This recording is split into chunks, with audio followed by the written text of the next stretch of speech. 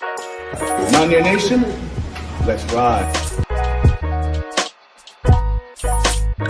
But Don Nealon's Mountaineers enjoy walking in where angels fear to tread.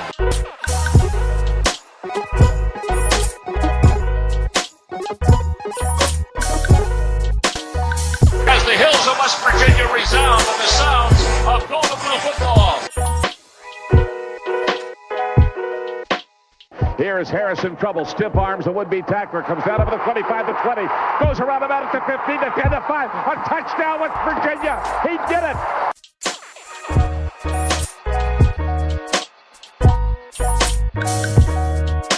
Takes the Slater one-on-one with the defender. Look at Pat White. West Virginia football. You know what that's about. They don't know what it's about. West Virginia football. Football, people. They can shoot up on fire. No more air and helmet. Let them know. Leave no doubt tonight. Leave no doubt tonight. No doubt. They shouldn't have played the old Golden Blue. It is a great night to be a Mountaineer wherever you may be.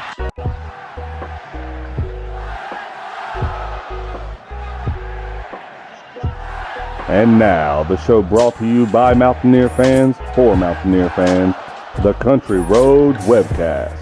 What's going on, Mountaineer Nation? Welcome into Season 6, Episode 164 of the CRW podcast here as we recap the game against Duquesne and provide a little bit of our reactions and thoughts from it. I'm going to get into those momentarily. Then we'll dive in on some numbers from the game, take a look at the team stats and the individual player stats from Game 2 of the 2023 WVU season. And then we'll close out the episode by looking around the conference at some of the other action that took place in Week 2 throughout the Big 12 and taking a look at those scores and giving some thoughts there as well. And we'll keep it pretty brief for you guys here. Try and always do that on these review and reaction episodes, not have them run quite as long as our preview and predictions episodes. I know you guys are probably looking forward to that one coming this week because we know who West Virginia's got this week.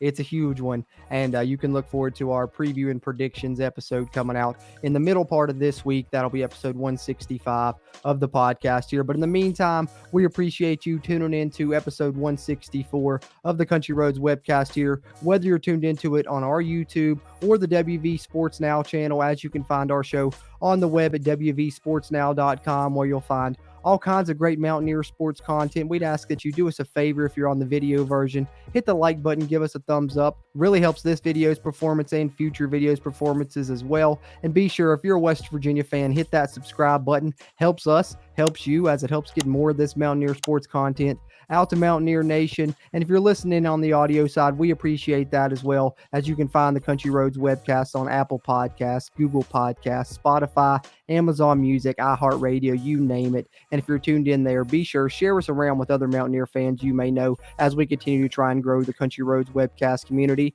Having said that, with no further ado, let's get into the review and reactions from the game against Duquesne in Game 2 of the West Virginia football season.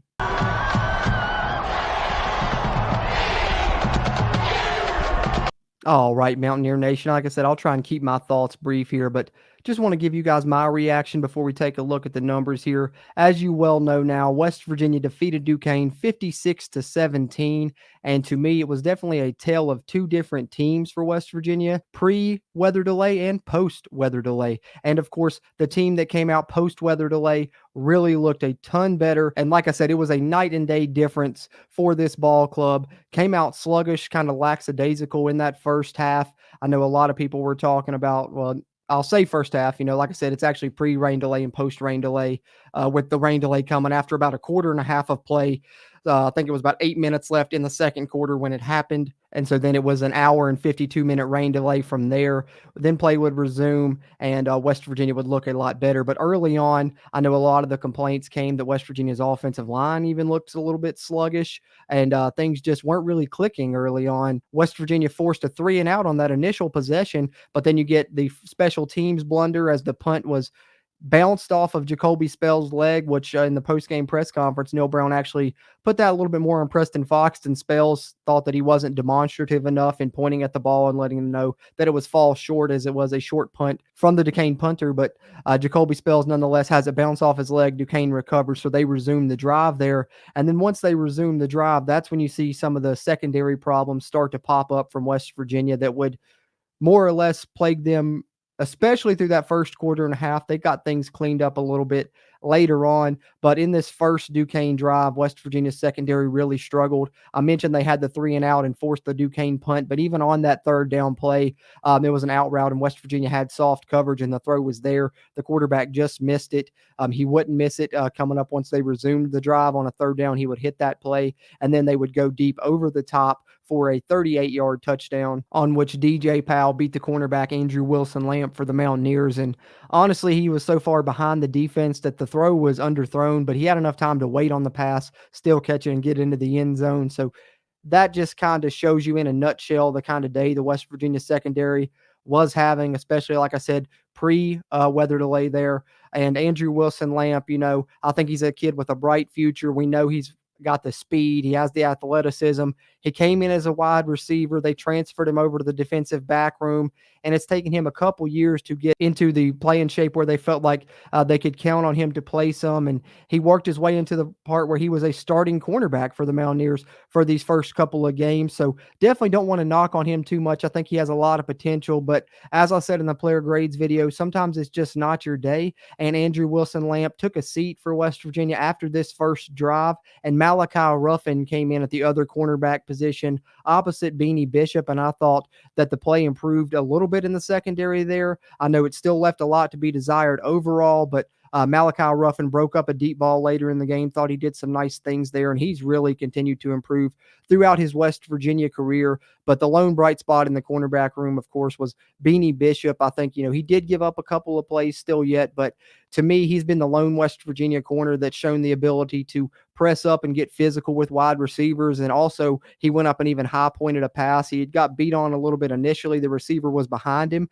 but he had the speed to catch up. And not only did he catch up, but he went up, high-pointed the ball, and got an impressive over-the-shoulder catch interception for the first turnover of the year that West Virginia forced this season. And they would force another interception later in the game when West Virginia had some of their second and third stringers in. They had safety Avery Wilcox there back on the back end that got the interception and had a nice 34-yard return there on that interception as well. But true freshman Ben Cutter provided the pressure on the quarterback that led to that interception. So that was nice to see some youngsters there. But wanted to mention both those plays because I thought that was the positive you can look at defensively on a night where a lot of people took away negatives from the West Virginia defensive performance, and rightfully so. I'm not saying that you shouldn't, but hopefully the secondary continues to improve. But if they are going to be a secondary that, is bend but don't break and has given up loose coverage like we've seen, which I expect that to change coming up this week, and Neil Brown mentioned that they've worked on some things to change that. They just didn't want to divulge that and reveal it to Pitt ahead of the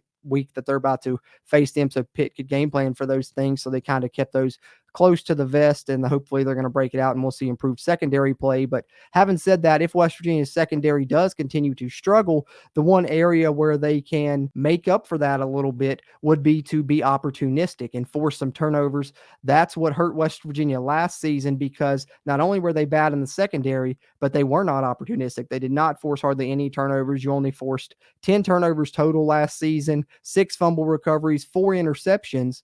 So looking here at this year, it certainly looks like that's set to improve. Last year, you had 4 interceptions. I mentioned in this game, you had 2. So you're already halfway there to your total from last season. Hopefully, West Virginia continues their opportunistic ways and continues to turn over opposing offenses, because I think they're going to need to find success this season. But just moving along with my thoughts throughout the game's progression there. Like I said, after that first drive, the secondary play got a little bit better, but it wasn't until after the rain delay that West Virginia's offense would really pick up the pace. But prior to that weather delay, after falling down 7-0, West Virginia would answer on their second possession of the game. And on that drive, I thought that there were really 3 standout plays, and they were the 3 final plays of that drive, the third of which being the first score for the Mountaineers of the day, the first touchdown, which of course came courtesy of Hudson Clement, who we'll certainly talk about more here in a brief bit. But as far as this drive, You get a 15-yard run by Jalen Anderson on the outside zone on 3rd and 10, so that's impressive for West Virginia to be able to do that. Then you hurry up and you get Rodney Gallagher's first touch for the Mountaineers, and it's a 7-yard reverse play, so he gets the 7-yard rush on this play.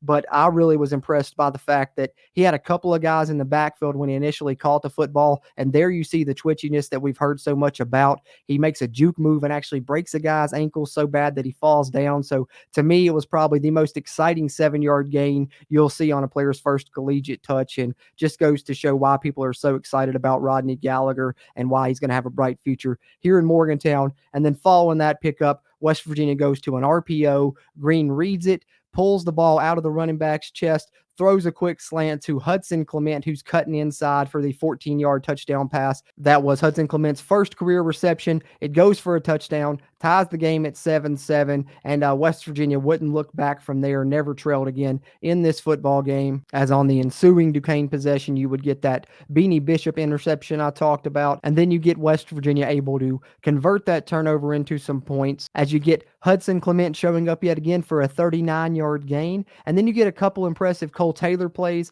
a nice little design for him on an RPO, and then it's a tight end screen that goes for about 15 yards, but he really showcased some physicality on some run after the catch on that play that was also well blocked ahead of him. And then West Virginia punches it into the end zone quickly on that outside zone to Jalen Anderson off that left side, and West Virginia really had some successful runs working that outside zone to that left side with Wyatt Milam setting the edge for them there, and he came out really high graded on PFF as well, probably because of a lot of the success West Virginia had on those outside zone plays, sweeping to the left there with him setting the edge for them. And a lot of West Virginia running backs found success in this game. A lot of West Virginia running backs hit the end zone. It was Jalen Anderson this time to put West Virginia up 14-7. And like I said, they would never look back, leading the rest of this game, and they would really turn things on. Like I said, after the weather delay, West Virginia has their highest scoring quarter ever in the Neil Brown era with that 28-point effort there in that second quarter. It began before the rain delay and continued thereafter,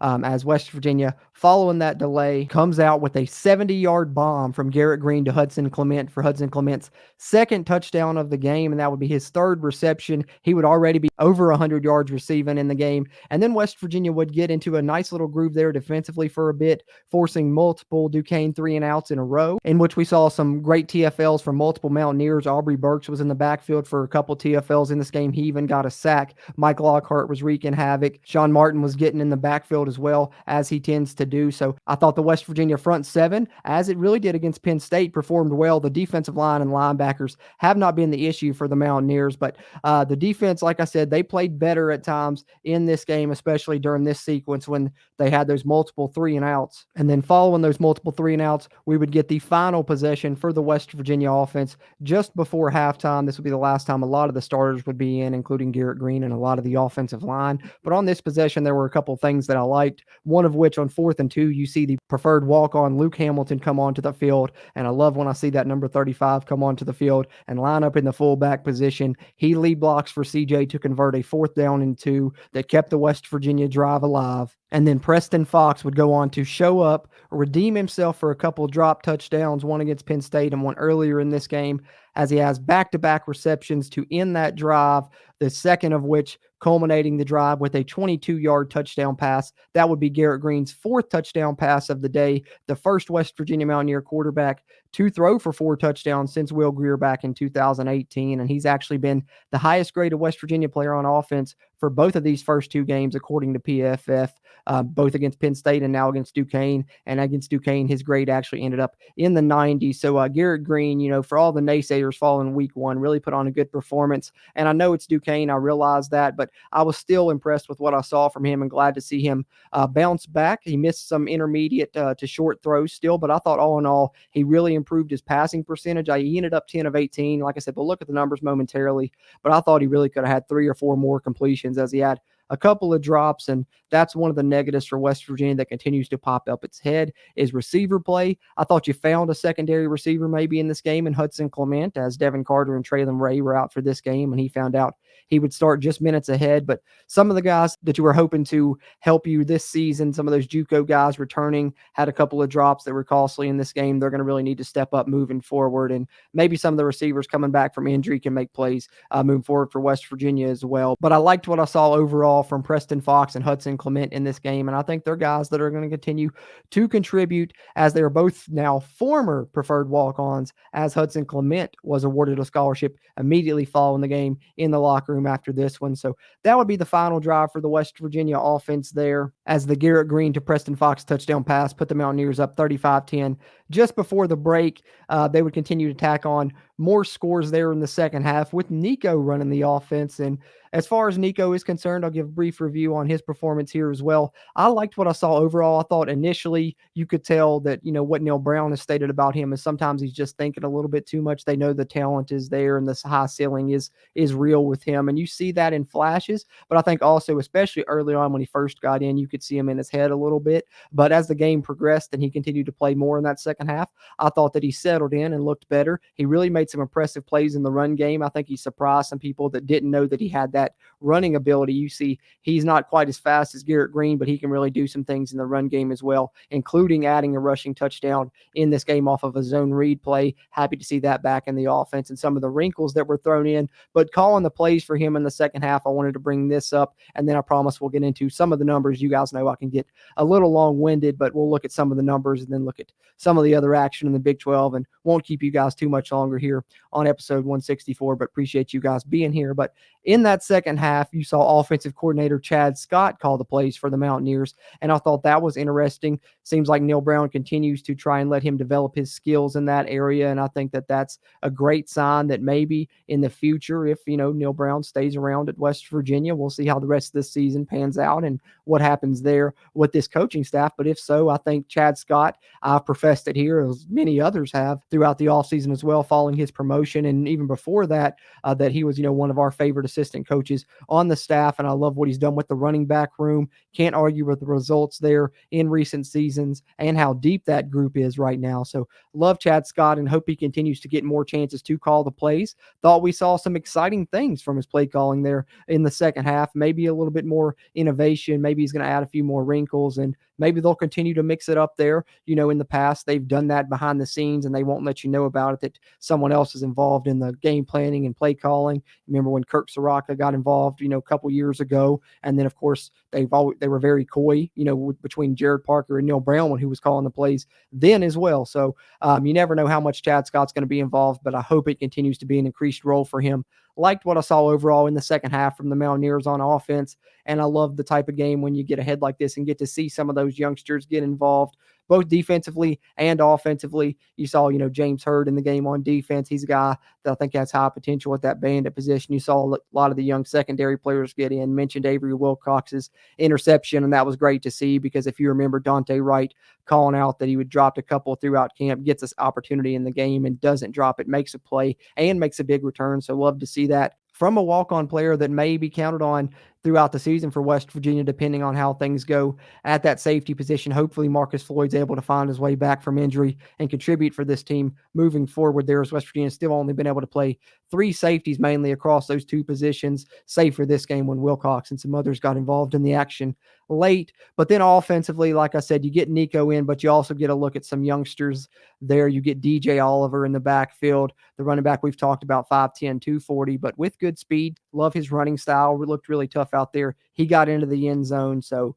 every player that's carried the ball for West Virginia this season has gotten into the end zone, except for Rodney Gallagher, who got that one carry on the reverse. You've got, 5 or 6 now different Mountaineers that's got a rushing touchdown: Garrett Green, Nico, Jalen Anderson, CJ, DJ Oliver, and Jaheim White. So 6 different Mountaineers already scored a touchdown on the season rushing. So that's good to see. When we've talked about this deep backfield, it indeed appears to be real. And speaking of youngsters, shout out to Jaheim White. Talk more about him in the numbers. But having said that, that's kind of my overall thoughts in regards to this game against Duquesne. Overall, like I said, wasn't pleased with what we saw before the weather delay, but post-weather delay, thought the team really performed a lot better, looked a lot better. And I know people don't like the term trap game, but let's be honest here, guys. If we know and we're looking ahead, we know what's coming up with Pitt. You don't think that these players and coaches know that as well? You don't think that these guys have heard all off season, you got to beat Pitt. Are you going to beat Pitt? Hey, you guys need to beat Pitt. You know how important this game is. Things like that. They've heard that. They know what's coming up. They know who's next on the schedule as well. So they'd never admit it, but maybe they were looking a little bit ahead prior to that weather delay, and that weather delay actually ended up being a silver lining for us, allowed them to wake up, come to their senses, and show Duquesne that they were a little bit overmatched with the FCS versus Power 5 discrepancy there, and love to see West Virginia come out on the winning end victorious. That's the main thing, moving to 1-1 overall in the season. But having said that, gotten enough of my thoughts. I always ramble on too long, probably for your guys' liking, but that's why I put the timestamps in the video description there. You can fast forward straight to the numbers and the Big 12 stuff if you want to. But having said that, let's take a look at the numbers in this one as we take a look at the team stats and individual stats for the West Virginia Mountaineers in Game 2 of the 2023 season.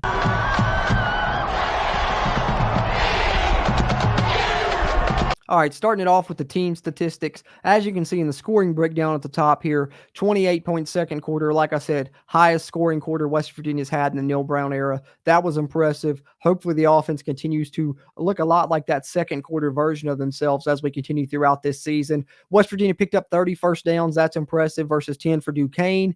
Third down efficiency, West Virginia did hold Duquesne to 5 of 16. I like that, but I would love to see West Virginia be better than 6 of 13, especially against an FCS opponent. However, West Virginia did convert 3 of their 5 fourth down attempts. As was the case in Game 1, Neil Brown continues to go for it a lot on fourth down. That seems like it's going to be his MO for this season. Total yards, West Virginia ended up racking up 619.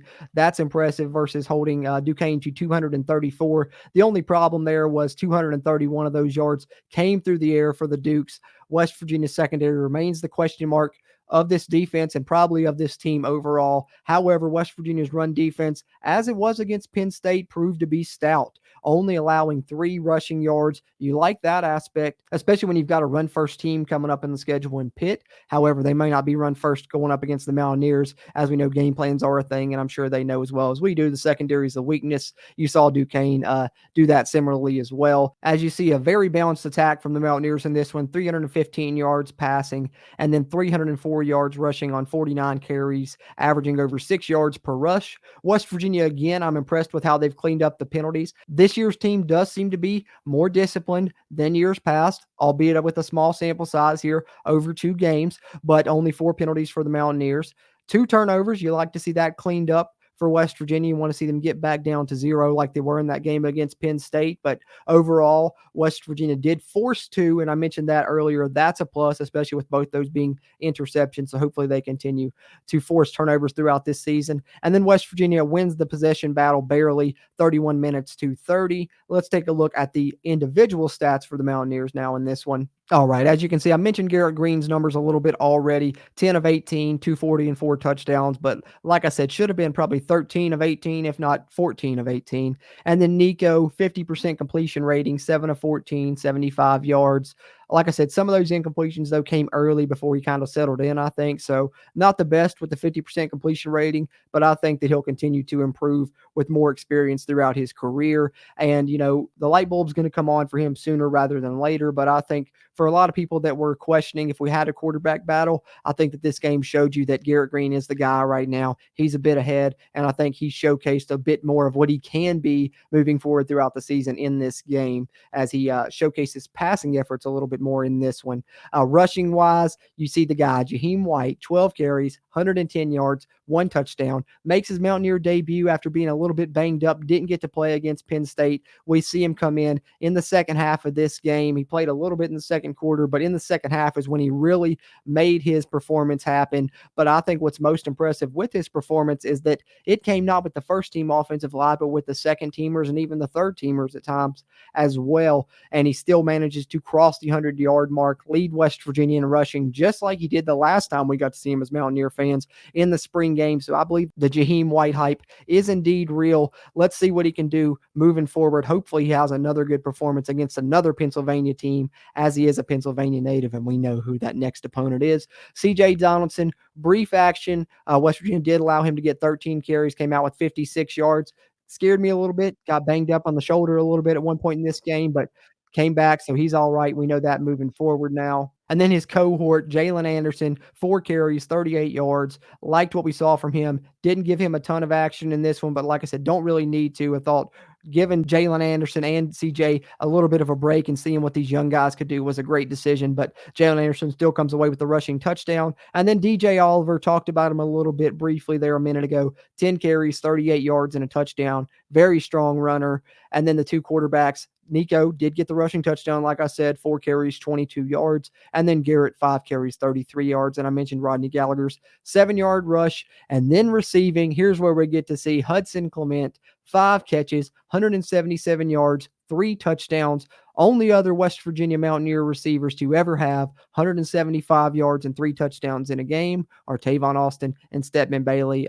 Shout out to WV Sports Now for providing us with that information and that graphic there as well. But having said that, I know it's against Duquesne, but either way, you love to see a guy break out as a former walk-on, now awarded a scholarship, like I said, immediately following the game. And I think he's going to be a contributor for the Mountaineers moving forward. Probably going to switch over to that other side where he can get onto the field quicker at the X spot and maybe play behind Cortez Braham there. And who knows, maybe compete with him for some snaps with how much he's outperformed Braham thus far through this early part of the season. But either way, I think he's going to be a contributor on the outside for West Virginia with Devin Carter and Traylon Ray potentially coming back at the Z. I think he'll flip over to the other side of the X, like I said. But Hudson Clement's carved out a role for himself moving forward throughout this season, as has Cole Taylor, as we expected him to, coming in as the LSU transfer, 6'7" tight end. I think he's going to be an awesome pass catching option for the Mountaineer offense this season, and probably going to put up better tight end numbers than we've seen in recent history at West Virginia when it's all said and done this season. Great numbers in this one, 3 catches, 55 yards. Talked about a couple of those plays there when I was breaking down my thoughts. Preston Fox, 2 catches, 34 yards, and does get into the end zone. You get the walk-on CJ Cole with 2 catches, 17 yards. Rodney Gallagher's first career reception and only reception in this game goes for 12 yards, but it was as impressive as the reverse was. The only problem was at the end of it while diving for the pylon, in which I thought he was going to get his first Mountaineer touchdown and would have loved to see him get in there. He unfortunately let the ball slip out of his hands a little bit, goes out of the back of the end zone for a touchback and a turnover for the Mountaineers. So a mistake there, but at least it was on a high effort play, so you can't knock him for that. And like I said, you saw the flashes of his potential, and he's going to be a weapon for the Mountaineers. Moving forward, Jashawn Polk making his return after he didn't play in the first game, 2 catches, 11 yards. Jaheim White, 1 catch, 6 yards out of the backfield, and Cortez Braham, 1 catch for 3 yards. Defensively for the Mountaineers, had a lot of tackles for a loss in this game, and I thought yet again Tomiwa Durje stood out. I've got to mention him because I think moving forward, he's going to be a force to be reckoned with. You see, in this game, 1.5 sacks, 1.5 tackles for a loss. So on the season, Tomiwa Durje has 2.5 sacks in 2 games, and in those 2 games, he's only played 25 snaps. So that just shows you how impressive he's been and how much of a force he's been in what little action he's seen, and hopefully he continues to see more action and continues to wreak havoc in the backfield of opposing offenses as he's done through these first 2 games. Like I said, 2.5 sacks in 25 snaps. Very impressive from the redshirt freshman Tomiwa Durje that transferred in from Kentucky. He's definitely going to be a player throughout his West Virginia career and someone we're going to be talking about moving forward here over the next few years of Mountaineer football probably. But speaking of this game specifically, joining him picking up tackles for loss were Jared Bartlett, who had 1.5 tackles for loss and a sack of his own. Great to see the bandit position producing there in this game, and hopefully Bartlett continues to do that this season. Mike Lockhart, like I said, he got in the backfield a lot, disruptive from his nose tackle spot. 1.5 for loss for him. A half tackle for loss each for Jaffa Veras and Trey Lathan. A tackle for loss from Fatorma Mulba, who ended up the highest graded Mountaineer on defense in this one. So that's great, as that's another reserve player you're continuing to develop as he's spelling Mike Lockhart at that nose tackle spot. Trey Lathan with a 1.5 for loss and provided several pressures. Jacoby Spells got 1/2 tackle for a loss. Hershey McLaurin with 1/2 sack. And then you got 1/2 TFL from Day Hawkins, who's been disruptive in his minimal action as well. You saw Zakai Lawton get into the game for the Mountaineers in this one, get 1/2 tackle for a loss. And then a couple youngsters that got in late for the Mountaineers, freshmen, and both of those guys being Christian Stokes and Orion Fisher, who both had 1/2 tackle for a loss. And then Caden Beiser also picked up a TFL in this football game. And then we mentioned the interceptions as they came, one from Beanie Bishop and one from Avery Wilcox. Avery Wilcox returning his 34 yards. And then, of course, as you look at West Virginia special teams, that's one thing I didn't mention in my thoughts that I wanted to bring up. Thought Oliver Straw looked good on his lone punt. He was banged up a little bit. Looks like a sprain. Hopefully he's able to return. If not, maybe Leighton Bechtel's able to do some good things. But Oliver Straw with at least 3 punts down inside the 20 in these first 2 West Virginia games. Might be more, but I know there's been at least 3 that I remember off the top of my head. Michael Hayes continues to hit all of his extra points. And I thought both kickers, Michael Hayes and Danny King, did a great job on kickoffs. I know that seems silly, but West Virginia's really struggled to get touchbacks on kickoffs. They had multiple in this game and looked like they had good hang time on those kickoffs as well. So overall, it's been good special teams play for the Mountaineers this season. The one blunder came in this game, and we mentioned that with the muff there, if you can call it that, I guess, as the punt bounced off Jacoby Spell's leg. But all in all, I think special teams continues to be a strength for the Neil Brown coaching staff, and hopefully West Virginia continues to have good play there moving forward. But there's a look at the numbers for the Mountaineers in this game against Duquesne as they come out on top 56-17 with the victory to move to 1-1 on the season. So there's our thoughts and a look at the numbers overall for the Mountaineers. That'll wrap up our thoughts, I guess, from what was the home opening game for the Mountaineers of the 2023 season that took place in week 2. But speaking of week 2, let's take a look at how some of the other conference teams performed as we take a look around the Big 12 at some of the results from week 2 of the season.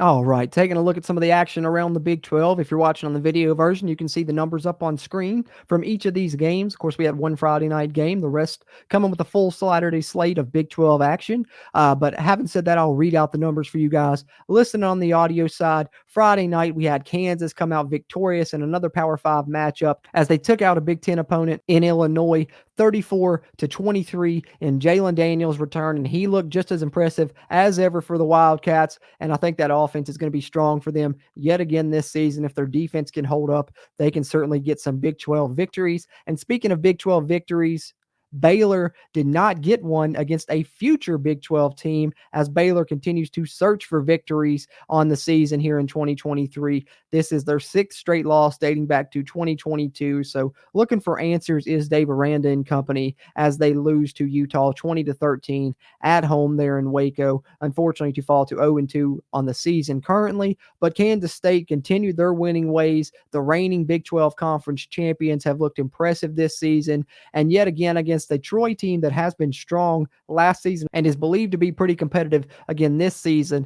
Kansas State handled them pretty easily, 42-13 there in Manhattan, Kansas. And then BYU moving to 2-0 on the season with the 41-16 victory over Southern Utah for one of the newest Big 12 members, picking up another victory there at home. And then you get the Cy-Hawk game. I was hoping to see Iowa State emerge victorious here. I thought having the home field advantage in Ames would really help them, and they played well. I think, they're searching for answers there on a lot of spots on the team as they were kind of depleted following that gambling scandal. But Rocco Becht, I think, is going to evolve into a good player. He's just young and probably playing a little bit before he's ready, but love to see, the son of a former Mountaineer starting for another Big 12 team. And Iowa State, unfortunately, couldn't get it done against Iowa, though. 20-13, Iowa defeats the Cyclones to emerge victorious in that rivalry game. Iowa State drops that one. And then you get Oklahoma dealing with SMU a little bit closer than some people may have thought, I think, but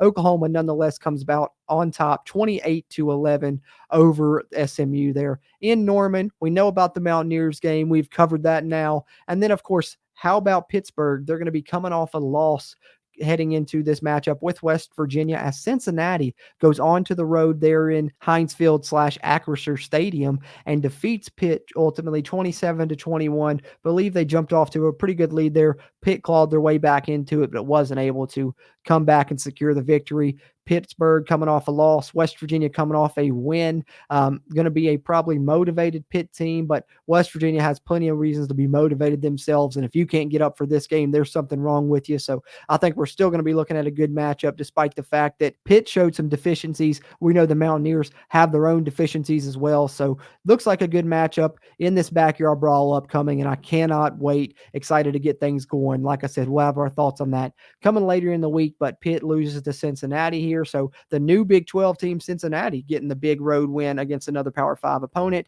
And then Rice beating Houston in double overtime. Rice actually jumped out to a big lead in this game. Dana Holgerson's defense looks like it's going to be in trouble this season. They really struggled. JT Daniels, now the Rice quarterback, if you didn't know, bounced back from a tough week 1 performance against what we now know to be a very strong Texas team, and he bounced back in a big way, going for 401 yards and 3 touchdowns as Rice pulls off the victory at home against another Big 12 newcomer in Houston.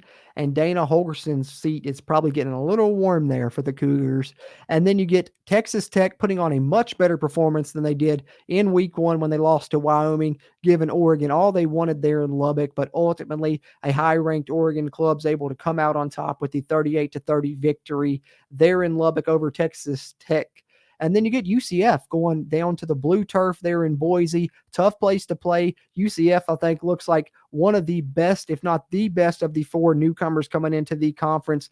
I'm a Gus Malzahn fan. I professed that in the past. I like their offense, but in this game, they showed some strong defense as well, and that they could win another type of game if they need to, coming out on top 18-16 over Boise. Then you get TCU against Nichols coming out victorious, getting back on the winning side after getting upset in week 1. 41-6 victory here in week 2. And then you get Oklahoma State heading out to the West Coast, beating Arizona State 27-15. Second straight game in a row. The Cowboys have played 3 different quarterbacks, so bit of a carousel going on there, but Oklahoma State and Mike Gundy's finding a way to make it work as they still find a way to defeat Arizona State, get a Power 5 victory there, 27-15. And then last, but certainly not least, save the best for last. How about Texas? You know, you're going to hear a lot about Texas's back this week, I bet you, but rightfully so after the performance they put on. It's tough enough to go into Tuscaloosa and get a win there at Alabama on the road. Not only do they do that by 2 scores, a double-digit victory there, 34-24 over the Crimson Tide. Quinn Ewers and company look really good there for the Texas Longhorns, who also this year appear to have a much stronger defense. And maybe this is finally the year that Texas not only has the talent, but also may have the chemistry and the right culture to back things up. Maybe Sarkisian has things where he wants them. That's certainly an impressive week 2 victory for the Longhorns in the game of the week here around the Big 12 as they defeat the SEC opponent. Another Power 5 victory for the Big 12 this week. Soon to be a conference game, though, but for now, we can chalk it up as a Big 12 victory, I guess. Maybe you don't want to. Maybe you already count Texas an SEC team, but I'm going to for the books because this season, they are technically. So in a future SEC matchup, Texas comes out over Alabama. So there's a look around the Big 12 at the results from week 2. We'll preview the week 3 action, like I said, on our Backyard Brawl preview and predictions episode releasing later this week.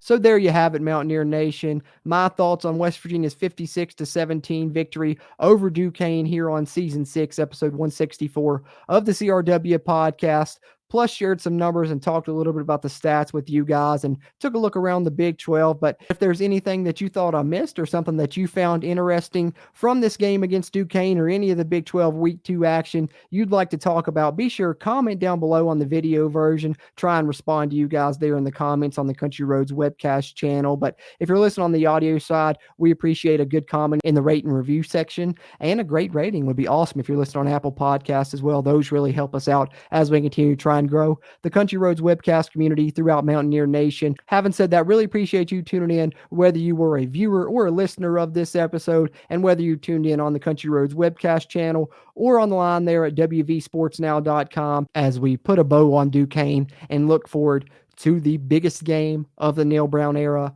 arguably the biggest game of the season, and one that we all through a Mountaineer Nation really need to see a victory in. And I think it would be huge for us and our morale as a fan base, as well as Neil Brown, and maybe cool the temperature on his seat a little bit. Maybe he'll get a little bit more comfortable, and that will allow the team to play a little bit more comfortable out there on the field as well. Who knows? But either way, I'm looking forward to it. It's going to be an exciting week. Tune into the Country Roads Webcast. We're going to have a lot of things to talk about this week. Be sure to check out our Backyard Brawl preview and predictions episode coming later this week. Appreciate you tuning into this one. As always, I'm Jorden Cruz, and until next time, let's go Mountaineers. If you really want to know, then come on, let's go. Take a stroll down those